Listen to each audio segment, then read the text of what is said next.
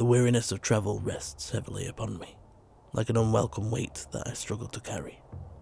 For too long I have been away from home, isolated in the wilderness, exposed to the elements.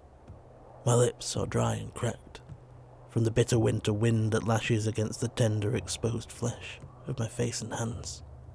I am weak and hungry. My strength is running out. I feel a longing for the familiar presence of other people, a roof over my head, a roaring fire, hot food and a comfortable bed. But underneath all of this I feel something much deeper and far more urgent. Dread grips me in its terrible vice-like jaws and refuses to release me. For 7 days I have had neither shelter nor rest, driven instead by an unstoppable desire. I need to return to my home, although I know what I will find there is a truth I am not ready to face. Almost a month has passed since a dream came upon me in the night filled with death, with fire and screaming and blood. In it, a shadow fell over the valley in which I live, and a great and terrible voice boomed over the hills like thunder, repeating my name. Evander! Evander! You will be too late. Take up the blade, Evander, for it is all you have left. And although I didn't understand what it meant, I knew in my heart that it spoke the truth. Never before had I witnessed a dawn as red as the one that followed that dream, and as I lay there next to the burned out remains of my campfire, staring up at the crimson sky, I confess that I was more afraid than I have ever been. I wasted no time in beginning my journey, driven by an urgency the likes of which I have never felt. I anticipated arriving much sooner, but the winter has been brutal. Chill winds bringing with them so much snow and ice that travelling has been almost impossible. My horse, Flint, only lasted a week before suffering a fall that left him so badly injured he could not be saved, and I was forced to offer him a merciful death. He was a loyal companion, and we had travelled many miles together. I left him, my heart filled with sorrow and regret. Without Flint, the journey has been harsh and unforgiving, the snow ensuring that I could not find the comfort of a campfire.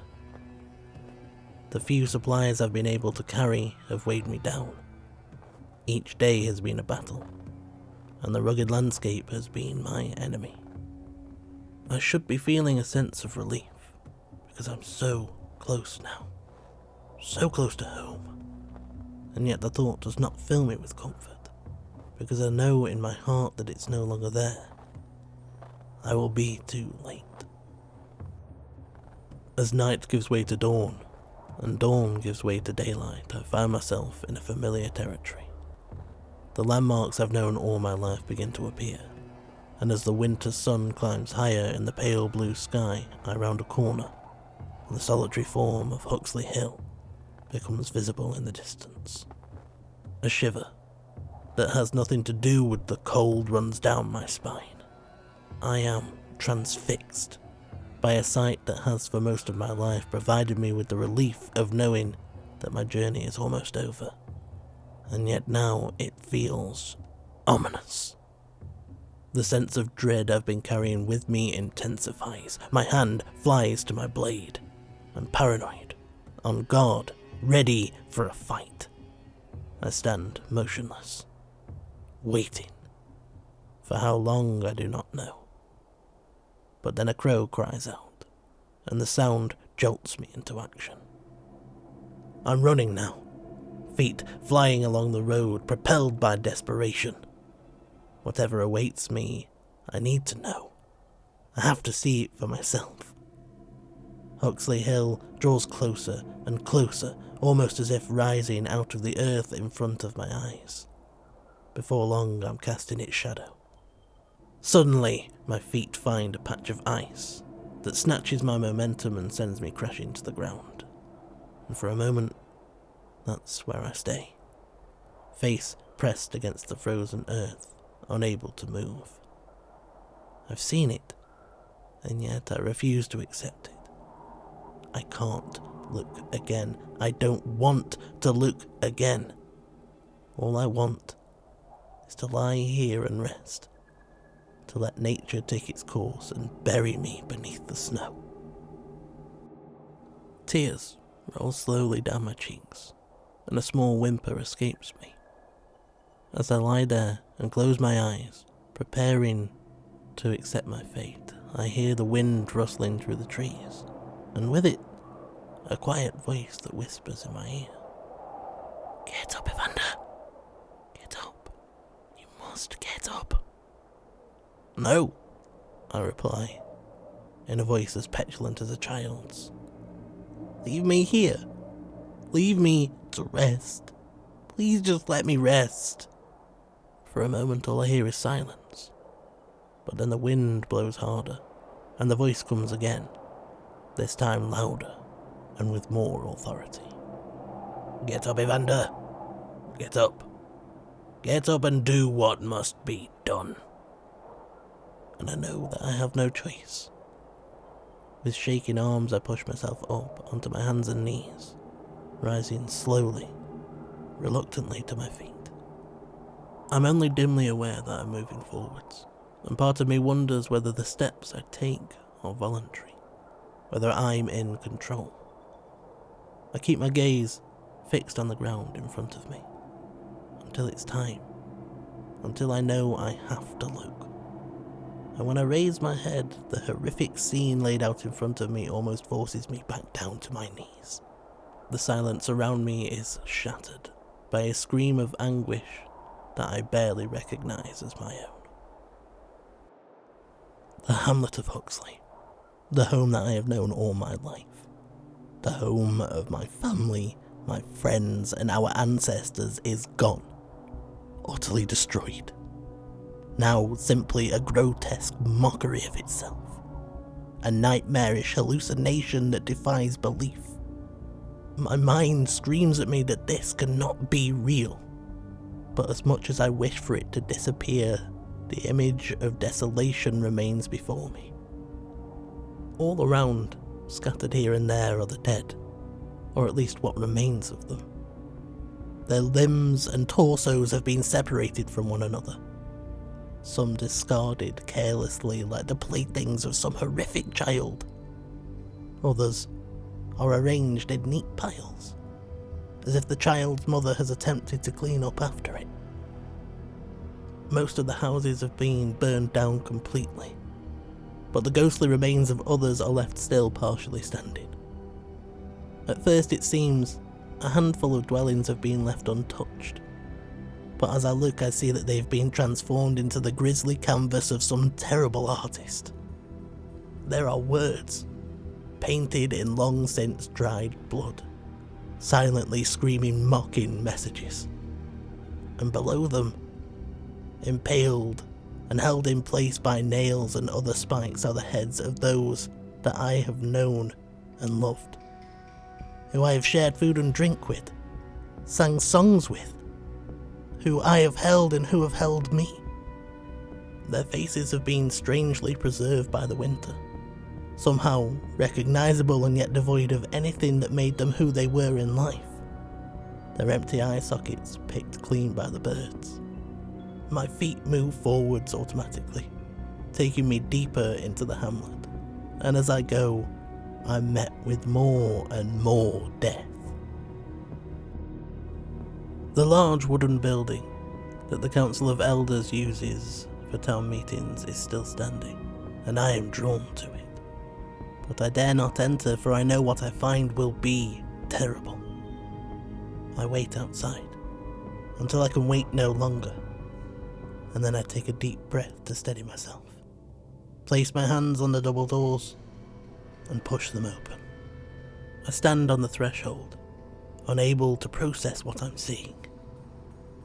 Inside, everything is arranged as though the council has called for a meeting.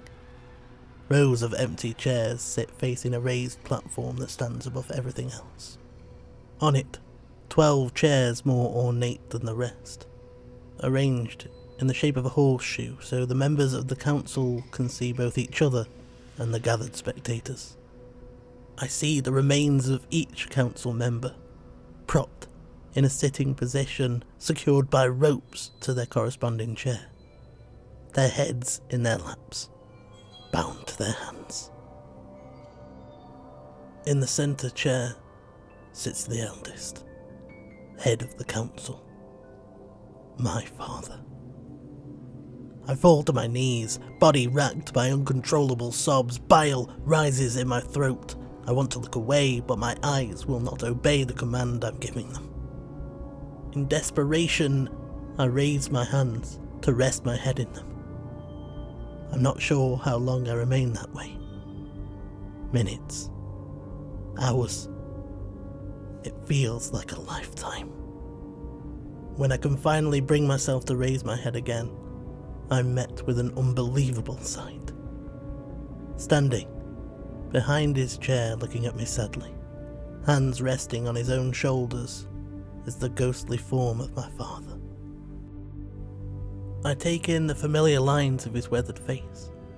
His grey eyes are filled with a cold fury I fear is directed towards me.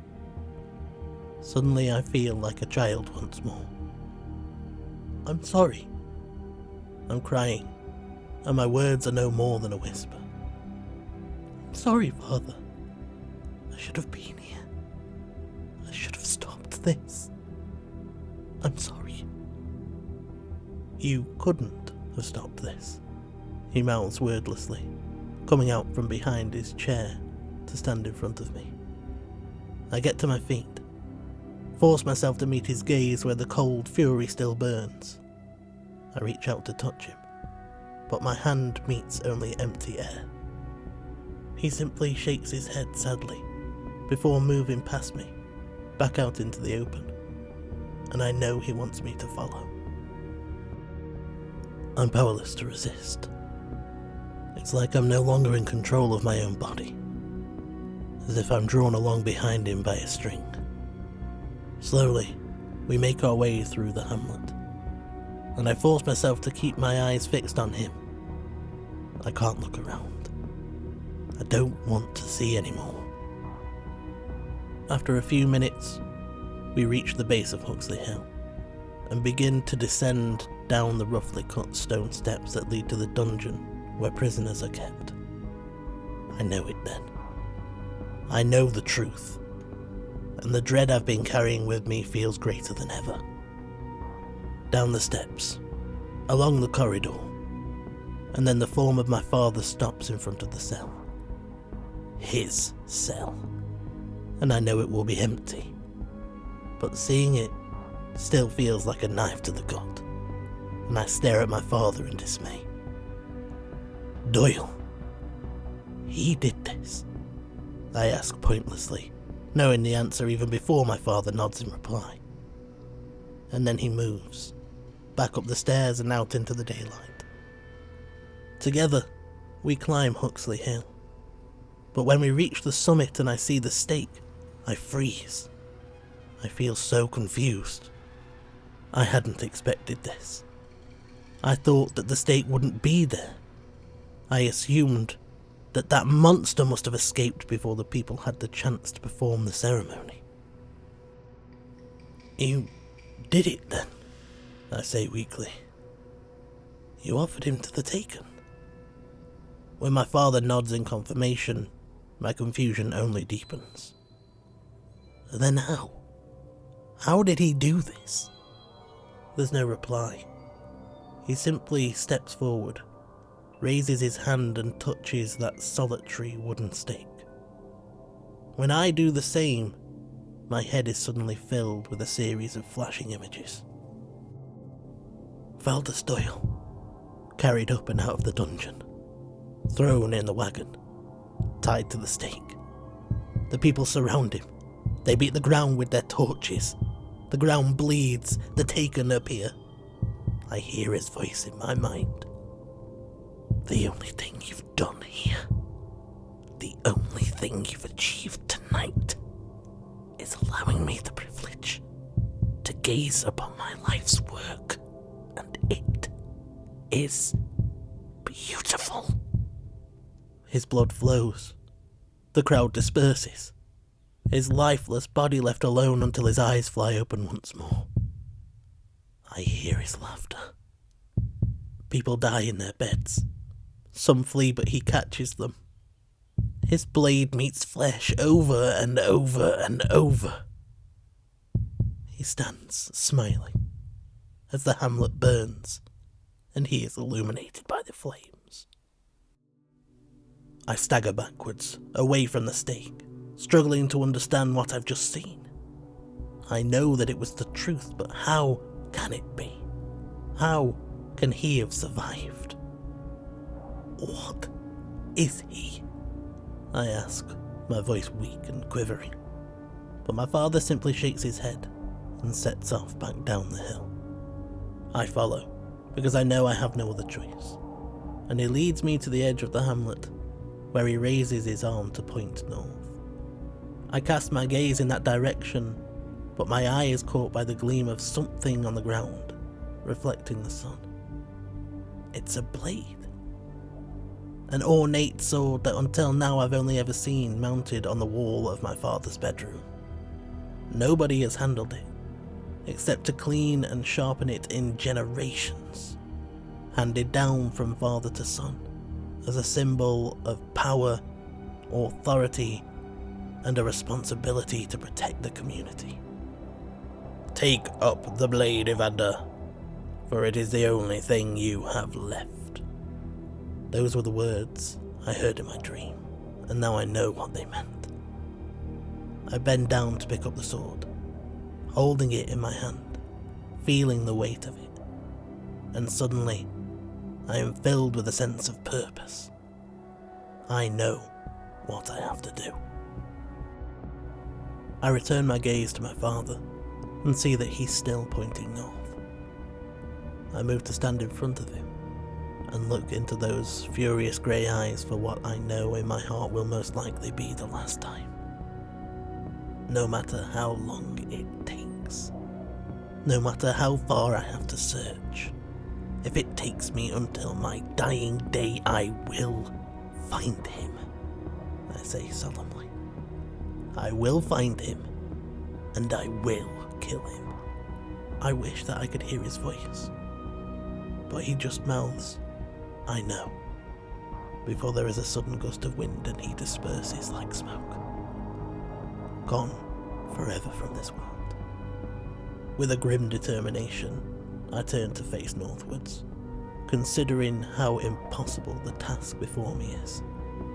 The world is vast, the wilderness is harsh, and even if I do manage to find him, how can I kill a man that survived what he did?